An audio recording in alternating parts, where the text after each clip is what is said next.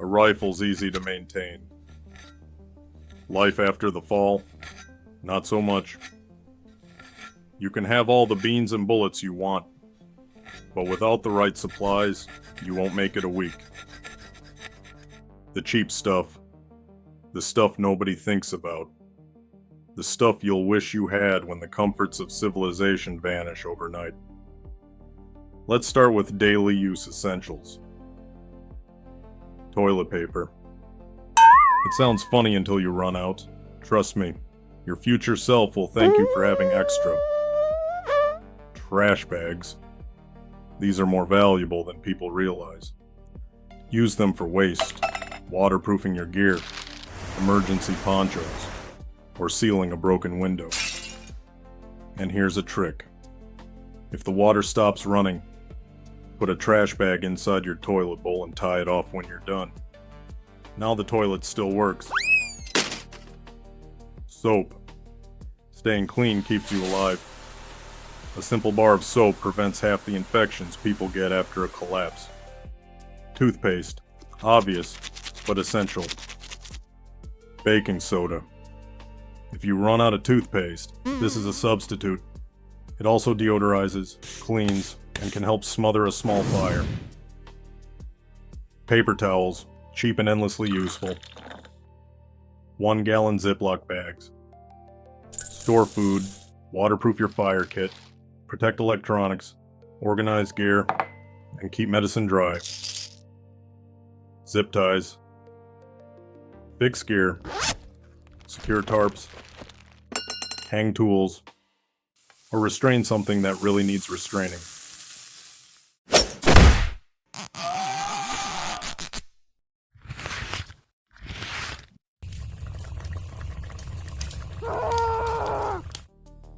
Bleach. Clean surfaces and purify water. Just a couple drops per liter can save your life. Candles. Simple, cheap backup light that works when everything else fails. And get a manual can opener. Not a modern fragile one. Get an old-style steel can opener, or a World War II style P-38 can opener, like the ones I keep in the bunker. Those never break.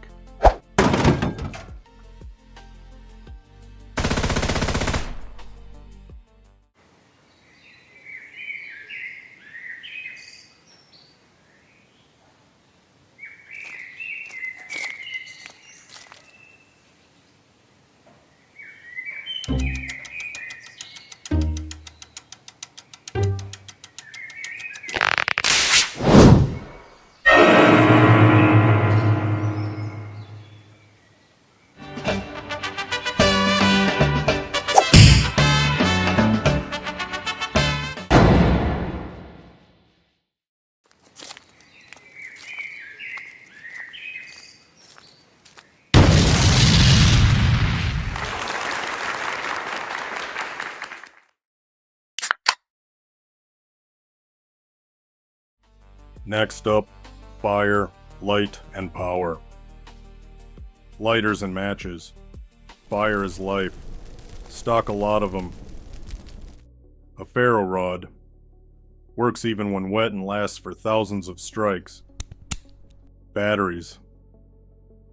Everything runs on these. They turn into currency after the fall.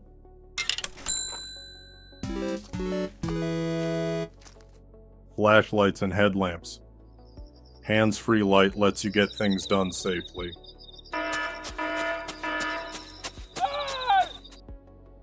Lanterns and oil lamps. Reliable long-term lighting sources that don't depend on electronics. Butane and propane canisters if you use them. Great for portable stoves, lanterns, and heaters. Just store them safely. Now let's talk medical basics. Bandages, gauze, and medical tape. Even small cuts become serious when there's no hospital. Pain relievers like Tylenol or ibuprofen.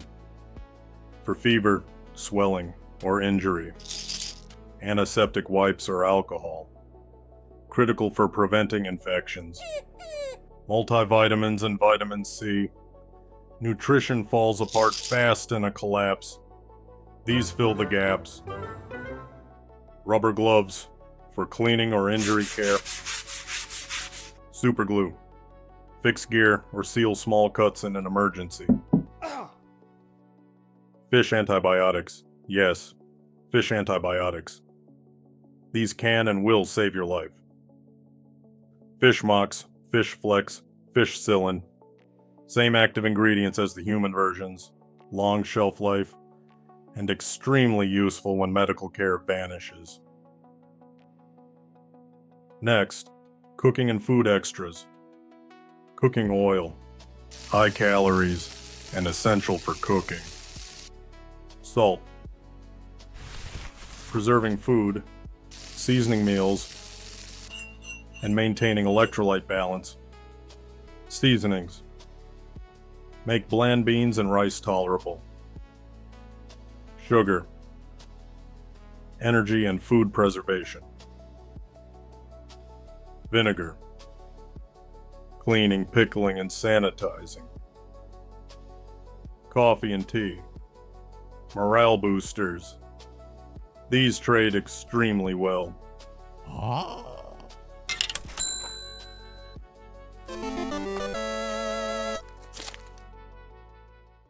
Here's a quick list of items you can start stocking up on for bartering after the fall. Strong booze for disinfecting, cigarettes for trades, lighters for fire, toilet paper for sanity, bleach to clean or purify water, bandages for injuries, pain relievers for fevers, batteries for light, candles for backup, canned meat for protein, soap to stay clean, duct tape to fix just about anything, and you can never have enough .22 ammo. Affordable now, priceless later. Now for basic tools. A multi-tool. One of the most important pieces of gear you can own. A fixed blade knife. Reliable cutting and survival use.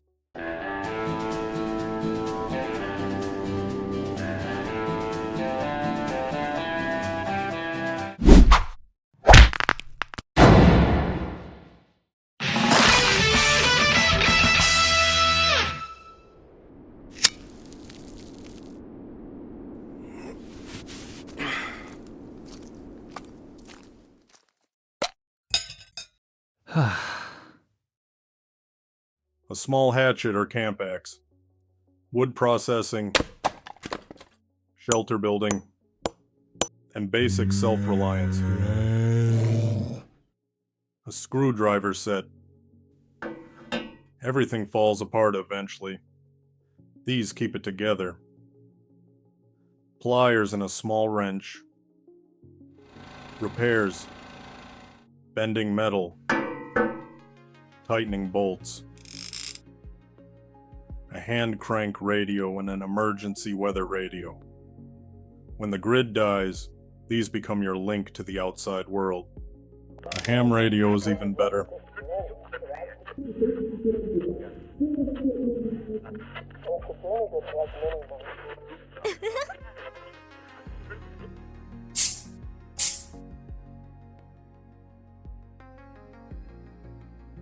Shelter and heat prep comes next. We'll go deeper in the next episode, but here are the basics. Painter's plastic sheets. Steel windows. Retain heat. Waterproof whatever needs waterproofing. Tarps. Shelter. Water catchment. Windbreaks. And ground insulation. Tents. Backup shelter or an indoor heat tent. Thermal blankets. Reflects body heat back to you. Wool socks, gloves, and hats. Cold kills fast. Wool keeps you alive, even when wet.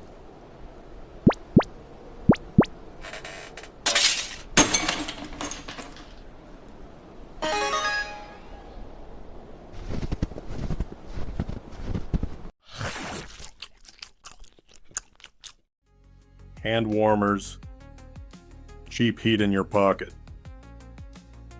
Heaters like propane, kerosene, or homemade heaters. We'll cover staying warm when the power goes out in episode 5. And don't forget to store some seeds. Heirloom seeds. Hybrid seeds don't reproduce reliably. Heirloom seeds do. If you want real long-term food security, you need a stash of these. And finally, clothing and wearables. Reliable footwear. A good pair of boots will save your life. Spare clothing. A backup set of pants, shirts, socks, underwear, and one warm layer. Wool socks. Warm even when wet. Long lasting. Gloves and hats. Protection and warmth. A sewing kit. Fix your gear. Patch clothing. Repair backpacks. Or seal a tarp. A tiny kit can replace an entire closet. Backup footwear. Have at least 2 pairs of reliable shoes or boots. One for now, one for when things get bad.